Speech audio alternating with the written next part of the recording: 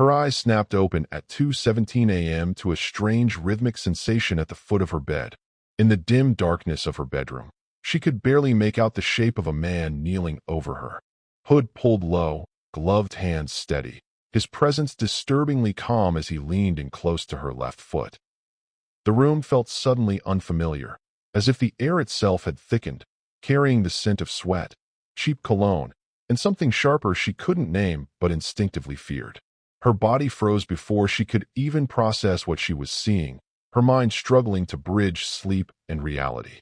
Her father was 300 miles away in Sacramento for a union meeting, and the house on Modesto's quiet west side had always been the kind of place she believed nothing could happen in. The man did not speak. He moved with a deliberate, unsettling focus, as though he had been there long enough to feel comfortable in the silence. Sarah tried to pull back, but her muscles betrayed her, locked between shock and disbelief. The night outside her window remained still and indifferent, while inside the room every second stretched unnaturally long. She searched for her voice, for any sound that could break the nightmare unfolding at the edge of her bed, but her throat refused her. The figure remained hunched, absorbed in his act, as if her presence mattered less than the fixation that had brought him there. She tried to yank her leg free, but his grip tightened instantly, leather gloves creaking as his fingers locked in with a precision that felt practiced. Her sock twisted under his hold, her skin trapped beneath his pressure, and she felt a cold jolt of panic rise through her chest as he leaned closer, still pressing his face near her foot as if the rest of the world did not exist. "Stay quiet," he whispered, the sound muffled against her skin, calm and intimate in a way that made it worse. "Hey, Sarah, I've been watching you pour coffee for 6 months. You always smile at the old man in the red cap. You never smile at me." Her mind tried to reject the words even as they sank in, each syllable turning the room smaller, heavier, and closer. Her phone lay on the nightstand just 6 inches away, glowing faintly as if it were already a lifeline she hadn't reached yet. She made a sudden move, lunging forward with everything her body could gather, fingers stretching toward it, nails scraping wood. The man reacted faster than thought itself, his hand snapping up and dragging her backward with brutal ease, cutting off her escape before it even began. In that same moment, the knife he had used to open the back window caught a bit of moonlight. It flashed for just a second before he brought it down. He didn't stab her, but the flat side of the blade hit her head hard. This made her dizzy, and everything around her started to spin. Lights blurred, sounds mixed together, and her body went weak as she fell back onto the bed, stuck between pain and shock. Slowly, her vision started to come back, but something felt wrong. The room felt empty now. The man had been gone. The weight at the end of her bed had disappeared. The silence was deep and heavy, even louder than before. The window was still slightly open, and the curtains moved softly with the night air. It felt like something had just happened, but hadn't fully gone away yet. Then she heard it, a soft sound, the screen door closing somewhere in the house. It was something like quiet, almost casual, like he had just walked out and left her behind in the dark.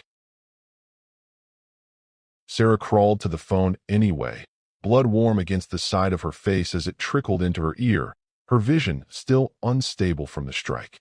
Her fingers trembled so badly, she nearly dropped the handset twice before managing to dial 911.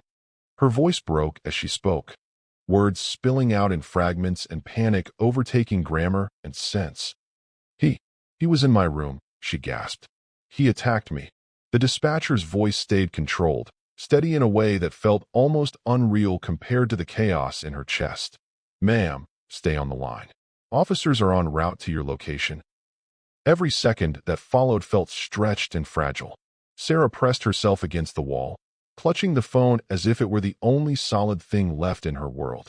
By the time the red and blue lights finally washed through the curtains and painted the living room in frantic color, she had already reached a quiet, unshakable conclusion that sleep would never feel safe again. Detective Marcus Rivera arrived 15 minutes later, stepping in with a tired precision that came from years of scenes like this. His tie was slightly crooked, his eyes heavy with a fatigue that no amount of coffee could fully erase. At 42, Divorced and permanently carrying the weight of too many cases that began in bedrooms like this one, he moved through the house like someone reading a familiar but unwanted language. The crime scene team had already begun working. The back window had been forced open with clear intent, the latch damaged in a way that suggested practice rather than panic. They dusted the sill carefully, lifted a partial print from the headboard, and bagged a single dark hair caught in the fabric of the comforter. Each piece of evidence was catalogued with quiet efficiency, the ordinary routine of an intrusion that was anything but ordinary to the person who lived it. Rivera crouched beside the bed, gloved finger tracing a faint indentation where someone had knelt. The mattress still slightly compressed in memory of weight that was no longer there.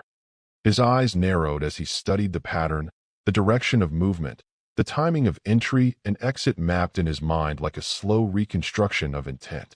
Targeted intrusion, he said finally, more to himself than anyone else, voice low and flat. Not random.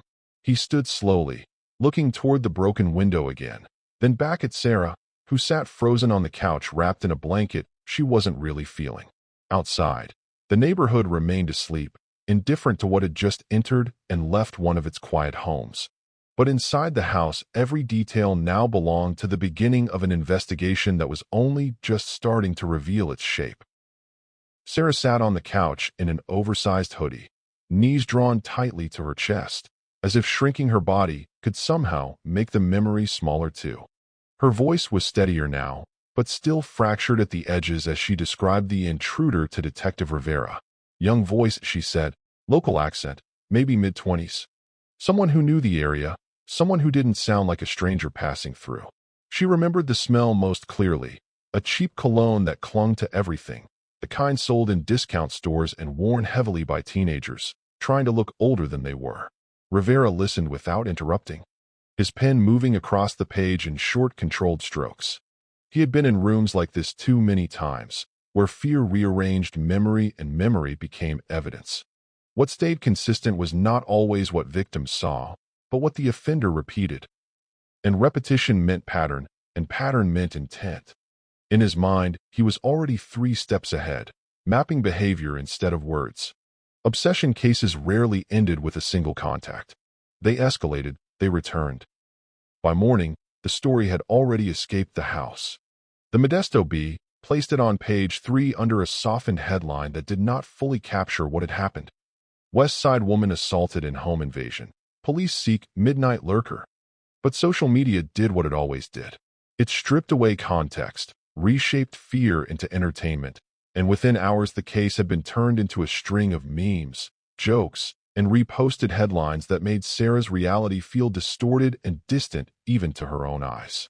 She deleted every app on her phone one by one, watching each icon disappear as if erasing them could erase the fact that people were laughing at her worst night.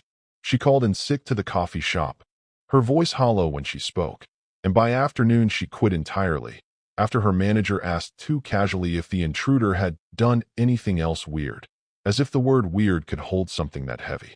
After that, she stopped answering calls altogether. Silence felt safer than explanation. At the station, Rivera's team ran what they had through AFIS again, then again with adjusted parameters. The partial print returned nothing usable. The hair sample went to the lab under priority tagging. The window prime marks told a more uncomfortable story. Thin tool. Controlled entry, no visible noise damage. Whoever had done this understood how to enter a home without announcing themselves to it. Rivera stood over the report board that night longer than usual, tracing the timeline in his head.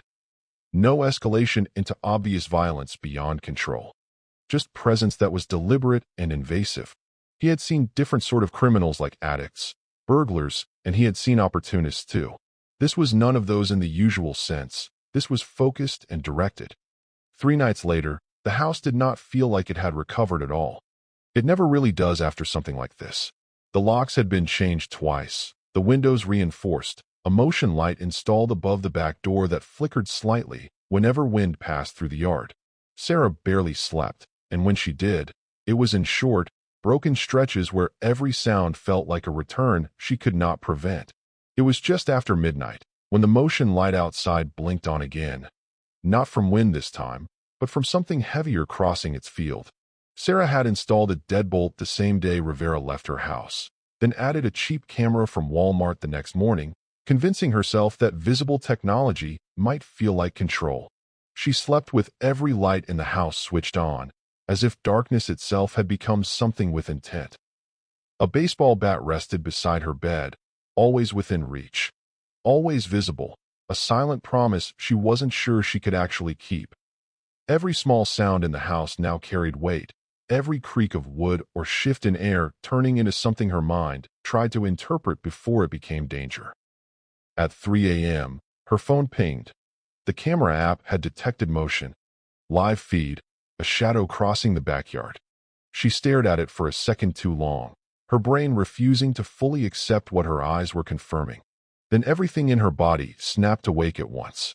She grabbed the bat so tightly that her knuckles went pale, heart hammering so violently it felt like it might outpace her breathing, and moved down the hallway in slow, unsteady steps. The house felt unfamiliar in the dark, even with the lights on, as if it had been rearranged by fear rather than furniture. The back door rattled once. Then again, harder this time. Silence followed immediately after, the kind that felt intentional rather than empty. Her hand shaking, Sarah opened the Ring app and switched to the live feed. The image loaded slowly, pixelating before sharpening into focus. On the porch stood a man in a black hoodie, face still hidden, posture calm in a way that made the scene feel even more wrong. In one hand he held a single red rose, too deliberate to be accidental, and in the other a folded piece of paper pressed lightly against the glass door as if he knew she was watching. The note, written in thick block letters, read, "You taste like vanilla mixed with fear, my dear." For a moment, the words didn't fully register as language. They just existed, like they had been placed inside her home rather than written outside it. Then the second line became clear, and whatever control she had left over her breathing collapsed completely. "I'll be back for the rest of you." Sarah screamed into the empty house, the sound tearing out of her, before she could stop it, repeating until her throat burned and her voice broke into nothing. She didn't stop even when her legs gave out, didn't stop until headlights cut across her windows and the patrol car finally arrived outside. Detective Rivera was there by 4 a.m., his expression no longer just tired but sharpened into something colder and more focused. The rose was carefully bagged as evidence, petals already beginning to lose their shape under plastic. The note was sent immediately to the lab, treated as priority. Latent prints lifted from the paper came back partial at first, then clearer under enhancement, enough to give them something they hadn't had before. Christian Solario, 28, a Modesto resident, came back with a record that was just light enough on paper to have slipped through early warning systems, but strange enough to matter in hindsight. A prior misdemeanor trespass at a women's gym 2 years earlier, dismissed as low-level and non-escalated, now looked different under Rivera's attention. No sex offender registration, not yet flagged as high risk. Just a man who had been close to the edge before and apparently stepped back into the dark without anyone noticing. Rivera drove to Solario's apartment on Tully Road at dawn, the city still half asleep under a gray sky that made everything look temporary. The building was worn down, the kind of place where people learned each other's habits whether they wanted to or not. When he knocked, the door opened slowly to a rail-thin woman with a swollen eye, track marks along her arm, and the kind of expression that suggested she had already decided honesty wouldn't improve her situation. "He isn't here," she muttered, in a rough and detached voice. "Left last night with a duffel bag. Didn't say where." Rivera stepped inside anyway, showing his badge without urgency. The apartment told the story faster than she could. The walls were covered in printed photographs, taped and layered until they formed a kind of obsessive map. Sarah at work, Sarah walking her dog, Sarah locking her car. Every image was taken from distance, angles hidden, moments never meant to be seen from outside.